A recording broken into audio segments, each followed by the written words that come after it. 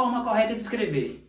Vende-se casas ou vendem-se casas? Bem, as duas formas soam muito bem aos nossos ouvidos, mas apenas uma é a correta. Como saber? Bem, o se, ele funciona como partícula apassivadora toda vez que o verbo anterior, ele funcionar como transitivo direto. Quando que um verbo é transitivo direto? Quando você faz a pergunta o que para o verbo. Por exemplo, eu aluguei. O que? Eu vendi. O que? Eu consertei. O que? Então, toda vez que você fizer a pergunta o que após o verbo é transitivo direto.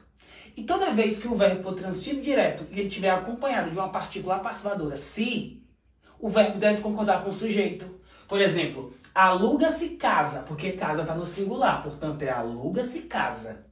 Vende-se casa, conserta-se casa. Agora, quando o sujeito está no plural, o verbo deve concordar com o sujeito.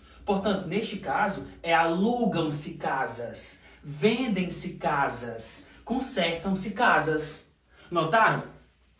Então, vende-se casas ou vendem-se casas? Como o verbo vender é um verbo transitivo direto, ele deve concordar com o sujeito. Como o sujeito está no plural, o verbo deve estar no plural. Portanto, a forma correta seria vendem-se casas e não vende-se casas. Interessante, né?